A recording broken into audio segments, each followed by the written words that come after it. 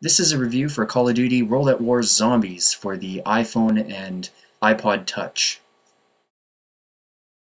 In this review I'll be using an iPhone 3GS.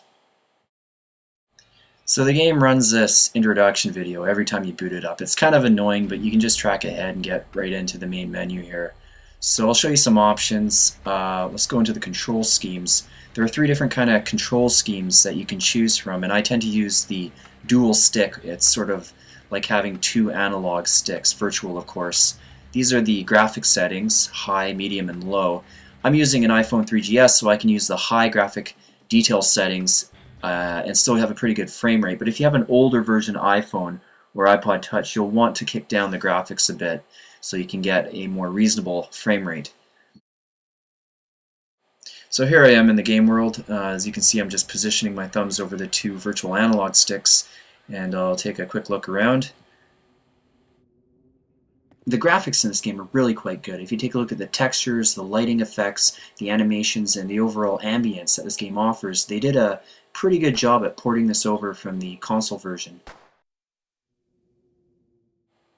As you saw there, I brought up the iron sights by tapping the bullseye button, and I just reloaded my gun by tapping it once. Call of Duty World at War Zombies is really quite a simple game, but it's really addictive.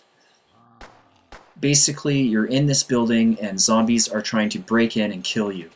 All you gotta do is shoot zombies on sight, keep your gun loaded, and board up the windows when they've been torn down. As you can see right here, zombies trying to get inside, bam, you shoot them, you go up to the window, you press that button, and some boards go up.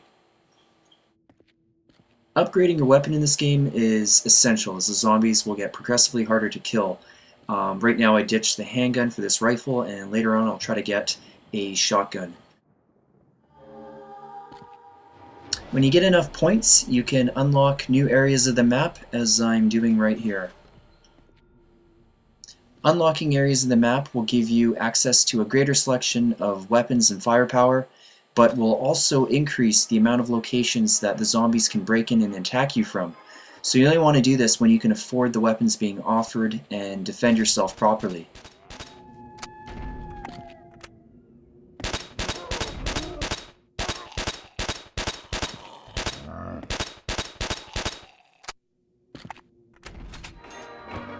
My favorite weapon is probably this double-barreled shotgun. It's super powerful, and you don't really have to aim it too well to kill zombies with it. And as you can see here, you can shoot two zombies at once if they're lined up. It's pretty cool. A couple years ago, when I first got my iPhone, this was an older model of course, I tried out whatever games were on the market at the time, and I basically formed the conclusion that the platform wouldn't be very well suited for first-person shooters or any sort of action game really. Part of the problem was game developers hadn't really figured out how to set up some decent virtual controls. They've since solved that with games like Call of Duty World at War Zombies and Nova and a few other games on the market at this time. And I really think that if you haven't tried playing a first-person shooter on an iPod Touch or an iPhone, and if you're coming from the mind frame that the PSP or the DS offers the best mobile gaming experience, I think you'll be pleasantly surprised by what Apple has to offer. Unfortunately, when I was shooting this video, I wasn't able to really hold the iPhone the way I normally would hold it when I play games with it, so you might notice that occasionally I'm not moving in the most efficient manner, but rest assured I've played this game standing on a train, crowded with commuters, holding an umbrella and a shopping bag with my pinky and ring finger, and still managed to have perfect control over my character. And if there's one thing you want to take away from this review, it's that the controls are awesome and the zombie horde mode gameplay is intact completely. It's just a really fun experience, and if you asked me even just a year ago if I would ever want to play a first-person shooter on my iPhone, I would say for sure no way. And what is kind of remarkable is that these virtual analog sticks are actually better than what the PSP or DS offers in physical form, because neither of those gaming consoles have dual analog sticks. The PSP, of course, just has the one, and the DS has a touchpad. And I've owned both of those devices and tried a variety of 3D games on it, and by far what you're seeing here on the iPhone and iPod Touch is a superior first-person shooter gaming experience. So back to the game, it currently sells for $9.99 on the App Store with a second map available for an additional $5. Most people tend to think that's a bit outrageous, and I tend to agree. $15 on the App Store could buy you quite a few good titles, and to blow it all on one game with just 2 maps seems like an unwise decision. Having said that, I am a total sucker for horde mode, so when I play this game online with random strangers or with a group of friends, it's always a total blast, and I'm having the same enjoyment factor, the same sort of experience as I would be having playing this on a full-blown console.